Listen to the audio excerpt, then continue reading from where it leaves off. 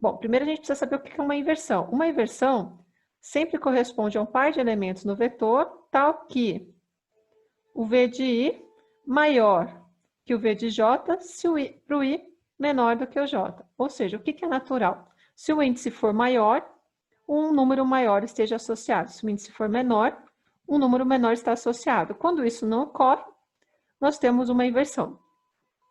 Então, dado um vetor V de tamanho n, nós queremos saber quantas inversões existem em V. Bom, primeiro a gente precisa saber bem o que é essa parte de inversão. Então, olha aqui, ó. Quantas inversões existem? O 3 está invertido em relação a 2 e a 1. Tá? Então, a gente tem uma inversão aqui, são duas inversões em relação a 3. O 2 está invertido em relação a 1, tá? Porque ele está antes do 1. Então, mais uma inversão. O 5 está invertido em relação a 4 e a 1, tá? Então, são mais duas inversões aí do 5. O 4 está invertido em relação a 1, tá? E 1 não está invertido em relação a ninguém. Então, no total, aqui a gente tem 6 inversões. É um algoritmo que descobre isso que nós vamos desenvolver. Vamos de novo aqui olhar. Se o vetor está ordenado, aliás, não tem inversão. Tá? Então, aqui, ó, tá tudo certo, em ordem, não tem inversão. E se ele está invertido ao contrário? Né? Se ele está em ordem inversa. Se ele está em ordem inversa, vamos olhar o que acontece aqui. O 5, ele está invertido em relação a 4, 3, 2 e 1. Então, aqui a gente tem 4. O 4 está invertido em relação a 3, 2 e 1. É o 3. O 3 está invertido em relação a 2 e a 1. E o 2 está invertido em relação a 1. Então, no total aqui, olha, nós temos quanto? 5 mais 5, nós temos 10 inversões. Tá? Que é o máximo de inversões possíveis. Por que é o máximo? Tá? Vamos ver, olhando nas curiosidades. Né? O número mínimo de inversões é 0, que é quando o vetor está em ordem crescente, que é esse caso aqui. O número máximo de inversões é a combinação de n escolhe 2. Tá? Isso aqui é n vezes n menos 1 dividido por 2. Vamos fazer essa conta? Aqui a gente tem 5 elementos. Então, é 5 vezes 4 dividido por 2, que é igual a 10. Perfeito, exatamente o que deu ali. Tá? Isso ocorre quando o vetor está em ordem decrescente. Tá? Então, o que a gente pode pensar? A gente pode pensar no número de inversões como uma medida de desordem dos elementos de um vetor. Tá? A gente usa muito em computação essas medidas de desordem. Tá? Bom, como é que nós podemos calcular, contar o número de inversões? Uma maneira que é trivial, a gente pode fazer usando esse aqui, ó. Esse aqui seria o nosso primeiro algoritmo. O que a gente faz? A gente começa com número de inversões igual a 0, e aí para i de igual a 0 até n menos 1, e para j de i mais 1 até n menos 1, ou seja, o j vai estar sempre maior do que o i, certo? Se o v de i por acaso for maior do que o vj, eu incremento as inversões, aqui ó, eu incremento, e no final eu devolvo isso aqui.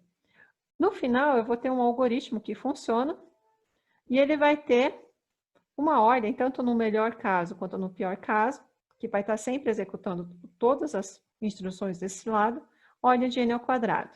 Tá? É possível fazer algo melhor com o que a gente estudou? Sim, é possível. Tá? Nós podemos pensar no algoritmo de ordenação baseado em inserção.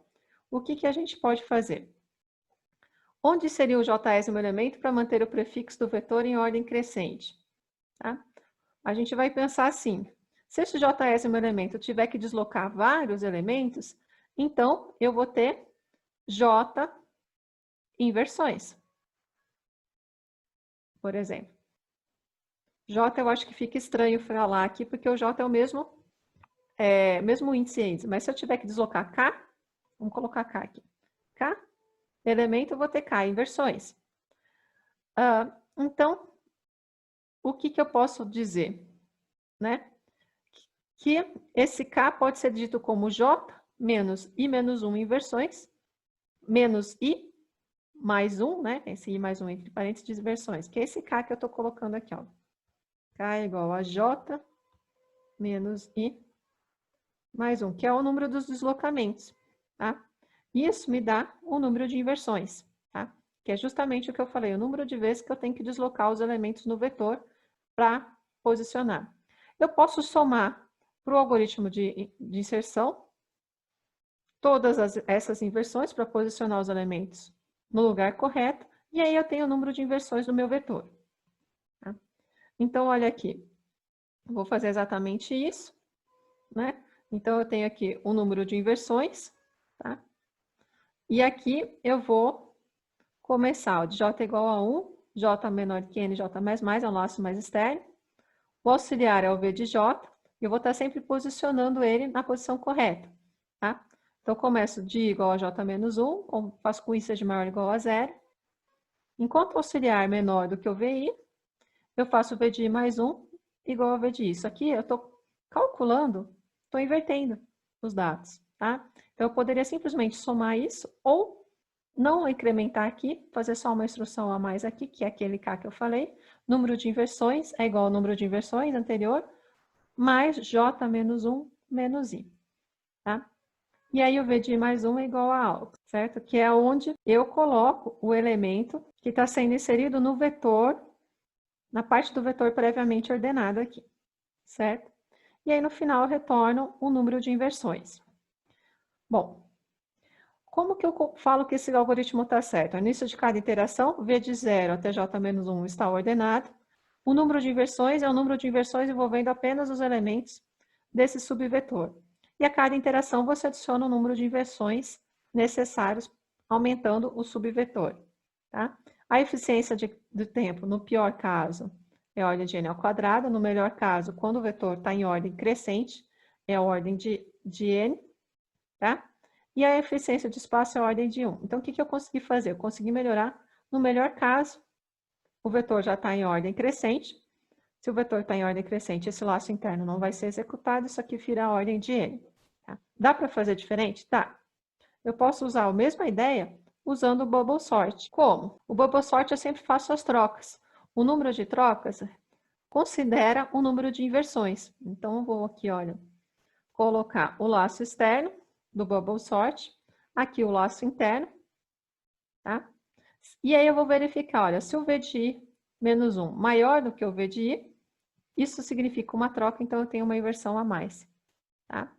E aí eu sempre vou mudando o meu limite direito do meu vetor, isso aqui é uma forma de otimizar um pouco do meu algoritmo, porque isso significa que a última posição trocada é a posição que eu preciso verificar, porque a partir todo o resto já está ordenado. Então, por exemplo, eu posso colocar aqui essa parte do meu vetor já está ordenada, tá? Esse aqui é o meu limite direito.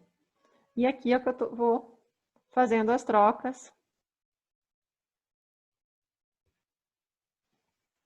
na parte ainda não ordenada. Lembra que o bubble sort, do jeito que a gente trabalha, ele sempre vai posicionando o elemento maior para o final, certo? Então, qual que é a eficiência de tempo? No pior caso, realmente, o menor elemento na última posição é a ordem de n ao quadrado, e no melhor caso, o vetor em ordem crescente é a ordem de n. E eficiência de espaço continua sendo eficiência na ordem 1, porque eu só estou usando variáveis auxiliares.